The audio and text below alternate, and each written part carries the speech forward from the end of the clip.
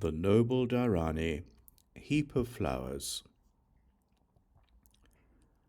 Homage to all Buddhas and bodhisattvas. Thus did I hear at one time.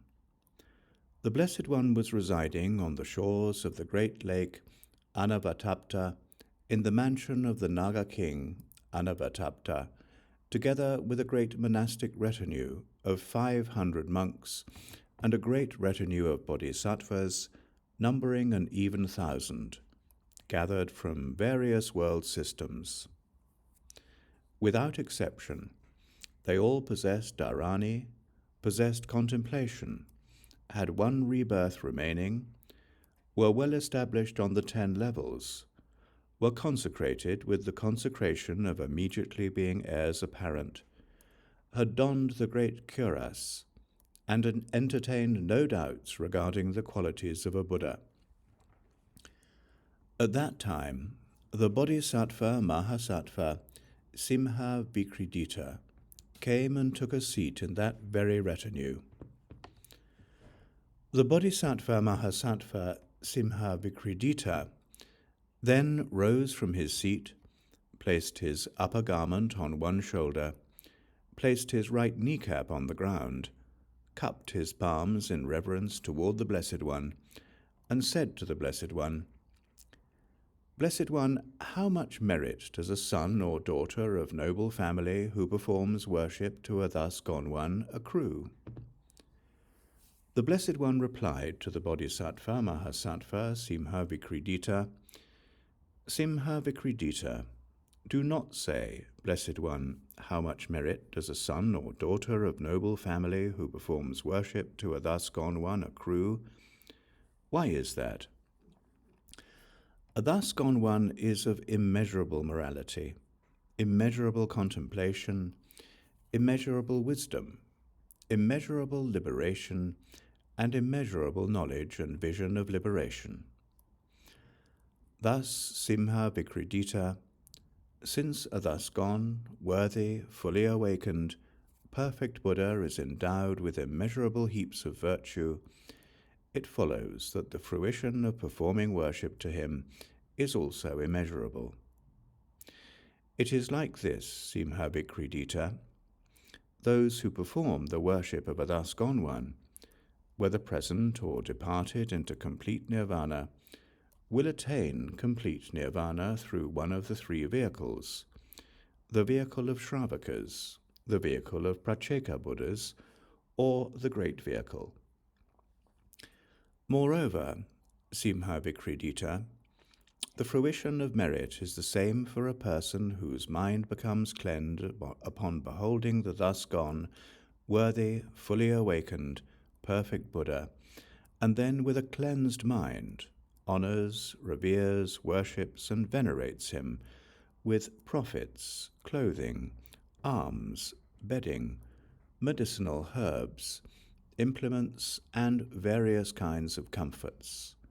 As for a person who worships a saitya containing a relic, even as small as a mustard seed, from a thus gone one who has departed into complete nirvana. There is no difference, no distinction whatsoever between them. Suppose, Siṃhavikrīḍita, that a householder bodhisattva were to donate a heap of precious materials as tall as Mount Meru to Shravakas, Pratyeka Buddhas, or thus gone, worthy, fully awakened, perfect Buddhas. And suppose a bodhisattva who has gone forth were to donate a single coin, and then generate the aspiration for unsurpassed perfect awakening. The former roots of merit would not amount to even 100th of the latter, not 1,000th, not 100,000th. It would not even count as any part, any number worthy of consideration, simile, or approximation of any kind. It would not even be close, it would not even compare. Suppose, Siṃhavikrīḍita, that a person were to honor a thus gone, worthy, fully awakened, perfect Buddha with various comforts for a year, a century, or even a millennium, And suppose that a person who has fully adopted the resolve of awakening were, with the intent of worshipping a thus gone one, to offer a single flower, pour out a handful of water, apply a drop of fragrant pigment, remove withered flowers, or offer some unguent, incense, flowers, perfume, garlands, music, or a parasol, bell, hanging cloth, banner, flag, piece of cloth, or a lamp at a saitya of a thus gone one who has departed into complete nirvana, and after having made this offering, were to say with a rejoicing heart at every step forward, "Homage to that blessed Buddha."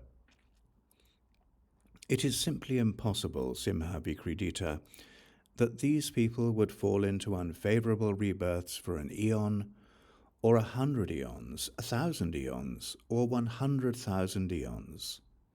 Have no distrust, no doubts, and no uncertainty about this. Siṃhavikrīḍita, there is a Dhāraṇī named Heap of Flowers that I will teach for the profit of many beings, for the happiness of many beings, to take pity on many people, for the benefit, profit, and happiness of a great many beings, gods and humans. Siṃhavikrīḍita, whoever holds this Dhāraṇī, heap of flowers, upholds it, recites it, memorizes it, masters it, or extensively explains it to others, will invariably remember former births, will not fall into unfavorable rebirths, and will obtain ease. They will never be separated from the three jewels, will never be separated from the thus gone ones, will never be separated from the act of calling the Buddha to mind, will never be separated from bodhisattvas, will never be separated from the resolve for awakening, will never be deficient in faculties, will never take birth in lower castes, will be endowed with profound fortunes of various talents, and will be able to behold the blessed Buddhas of the innumerable world systems in the 10 directions. Tadyata, Dhāraṇī, Dhāraṇī, Muna Prabhasvare, Siddhe Kande, Namachi Niheri, Arogavati, Buddha Matidhyarye, Omkare, Tegagarate, Tejovate, Vipula Buddhi Dharma Vabhase, Akshaya Kalpe, Kalpavati, Amurta Kalpe, Hutashane, Tejovati, Nirya Samhite, Tejo Grava Tistindaraye, Buddhi Svaha. Siṃhavikrīḍita, those who have fully learned and mastered the title, letters, and words of this Dhāraṇī, heap of flowers, should call the Buddha to mind on the 8th to 15th days of the waxing fortnight in either the last month of spring, the first month of summer, or the last month of autumn. They should contemplate the thus gone one 3 times a day and 3 times at night, while concentrating one-pointedly, and worship the Blessed One with offerings of incense, flowers, lamps, and fragrance. Such persons will behold 15 blessed Buddhas teaching the Dharma while seated on a lion throne in the calyx of a lotus. They will obtain Dhāraṇīs and have good memory, dexterity of mind, quick understanding, intelligence, and will remember all their births until they reach complete nirvana. Such persons will become proficient in all traditional learning, all treatises, all crafts, and all pursuits. All kinds of contemplations will be established in their mind, except for the 4 truths of the noble ones. Why is that? Because those dharmas pertain to the uncontaminated. When the Blessed One finished speaking, the Bodhisattva Mahasattva, Siṃhavikrīḍita, the Bodhisattvas and the monks, together with a host of gods, humans, Asuras, and Gandharvas, were gladdened and praised the speech of the Blessed One. The Dhāraṇī, Heap of Flowers, is complete.